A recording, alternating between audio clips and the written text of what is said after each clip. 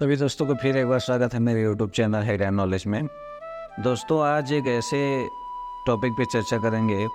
नाम तो सभी ने सुने होंगे, लेकिन शायद ही कम लोगों को उसकी कहानी के बारे में पता है। और ये जो टॉपिक रहेगा, ये हमारे कोहिनूर डायमंड, कोहिनूर हीरा के बारे में रहेगा। तो इसका जो चर्चा है हम लोग विस्तार रूप से करेंगे।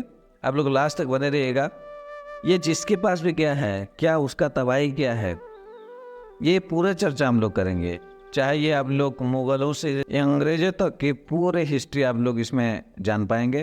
तो सभी दोस्तों को एक बार रिक्वेस्ट है, अगर आप लोग वीडियो लास्ट तक देखिएगा, अच्छा लगा तो दोस्तों लोगों को शेयर कीजिएगा और सब्सक्राइब करना ना भूलिएगा। और दोस्तों लोगों की बोल दीजिएगा कि चैनल को सब्सक्राइब। सूरज की रोशनी में एक ऐसी हीरे की चमक थी जो दुनिया भर के साम्राज्यों को छुपाने पर मजबूर कर सकती थी। एक हीरा जिसका हर एक टुकड़ा एक कहानी सुनाता है। खुदाई के अंदर छुपी रोशनी का हो, लालच और लूट का हो, या तो फिर एक सर्प का हो। लेकिन दोस्तों, कोहिनूर सिर्फ एक हीरा नहीं है, ये एक ऐसी रीडर का नाम है कभी सुलझा नहीं है।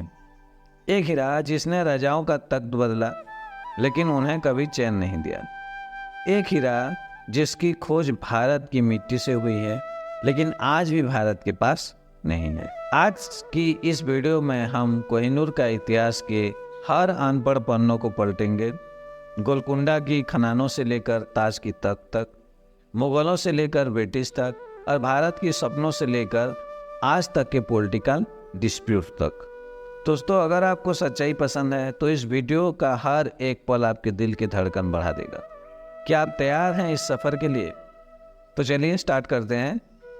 कोहिनूर का दोस्तों, कोहिनूर सिर्फ एक हीरा नहीं है, ये इतना बड़ा हीरा था कि इसका असली साइज लगभग 793 कैरेट्स का था।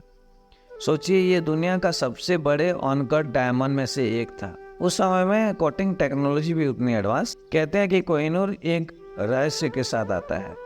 इसका वाइड और क्लैरिटी तो एक्सप्रेशनल है, लेकिन इसका हिस्ट्री इससे भी ज़्यादा यूनिक है। हर शख्स ने इसे एक शक्ति का प्रतीक माना, लेकिन ये शक्ति उन्हें शांति देने के बजाय तबाही लेकर आई। गोलकुंडा कनेक्शन, और जहाँ से कोहिनूर का जन्म हुआ था।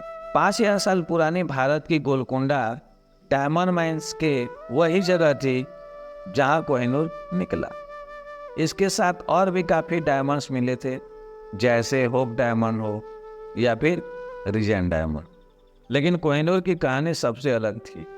इसकी चमक और साइज की वजह से इसे शिवलिंग पर चढ़ाया गया। कहते हैं ये हीरा देवता का प्रतीक है, लेकिन इंसानी लालच ने इसे उनका केवल एक स्थापित रत्न बना दिया। गोलकुंडा की वो अंदरी गुफा जहाँ से कोहिनूर निकला, आज भी वहाँ काफ़ी अनएक्सप्लोर्ड है। क्या वहाँ और भी बड़े हीरे हैं? ये मिस्ट्री अब भी अनसॉल्व है। मुगलों का राज और कोहिनूर के बारे में अगर चर्चा करते हैं दोस्तों, अब बात करते हैं उस वक्त की जब कोहिनूर मुगल एम्पायर का हिस्सा बन गया। बाबर के टाइम पर इसकी फर्स्ट ऑफिशियल डॉक्यूमेंटेशन हुई थी। बाबर ने इसे एक डिवाइन सिंबल माना। शाहजहां के पीकॉक थ्रोन का सबसे बड़ा अट्रैक्शन था। लेकिन मुगल एम्पायर के बीच भी कोहिनूर को लेकर काफ़ी कंट्रोवर्सीज थी। कहते हैं कि मुगलों के अंदर भी इससे लेकर जेलियस और बेत्रैल का माहौल था। यही कोहिनूर का पहला सर्प था जो जहाँ भी गया वहाँ ट्रस्ट और पीस खत्म हो गया। नादिर शाह और उसका तबाही चर्चा करते हैं हम लोग। 1739 में जब नादिर शाह ने दिल्ली आक्रमण किया तो उसने कोहिनूर को मुगलों से पीकॉक थ्रोन से छुड़ा दिया। कहते हैं इस जंग में दिल्ली की सड़कों पर कितना कि चांदनी चौक के कुएं का पानी भी लाल हो गया। और जब उसने कोहिनूर देखा तो उसके मुंह से निकला, यहाँ से इस हीरे का नाम पड़ गया कोहिनूर। पर यह नाम तभी फेमस हुआ जब तबाही का दौर आया।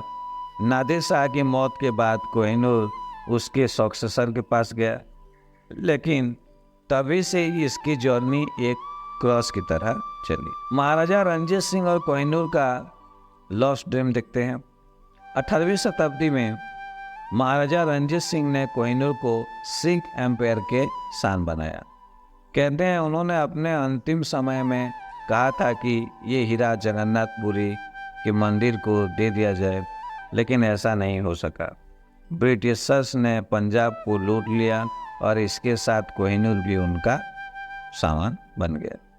दोस्तों सोचिए, एक हीरा जो भारत के धर्म का प्रतीक बन सकता था, वो ब्रिटिश क्रोन का पार्ट बन गया। ये सिर्फ एक हीरे की कहानी नहीं, एक लूट और एक्सप्लोटेशन का सिंबल बन गया। कोहिनूर और ब्रिटिश राज के बारे में अगर हम लोग चर्चा करते हैं तो 1849 में कोहिनूर ऑफिशियली ब्रिटेन के ताज के हिस्सा बन गया।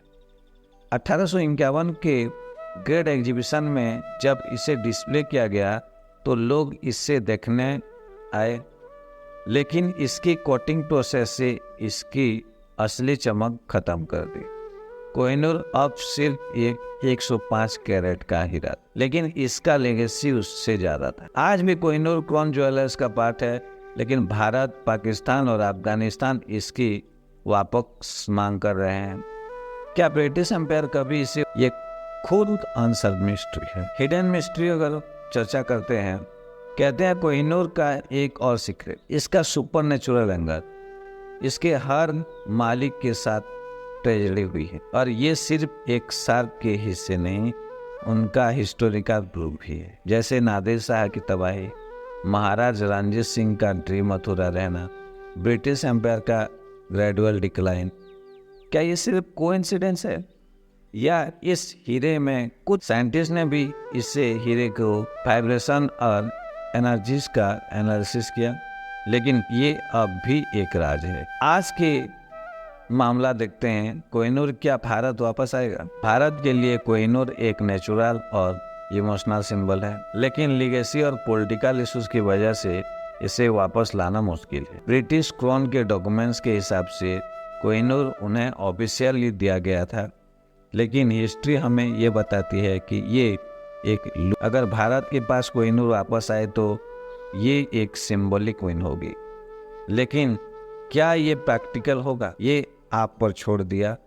आप लोग सोचिए कि कोहिनूर हमारे भारत में वापस आना चाहिए क्या? अगर आप लोगों को हाँ है तो प्लीज़ सभी दोस्तों को रिक्वेस्ट है कि आप लोग कमेंट में कीजिए, हाँ क्राउन भारत आना चाहिए, कोहिनूर डायमंड भारत आना चाहिए।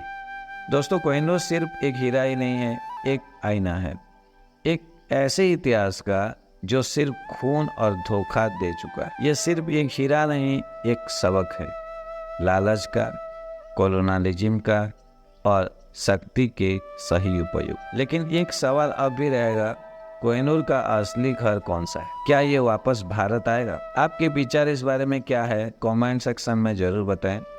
अगर आपको ये वीडियो पसंद आई हो तो लाइक करें, शेयर करें और हिडन नॉलेज चैनल को बहुत सारे प्यार देके सब्सक्राइब करें।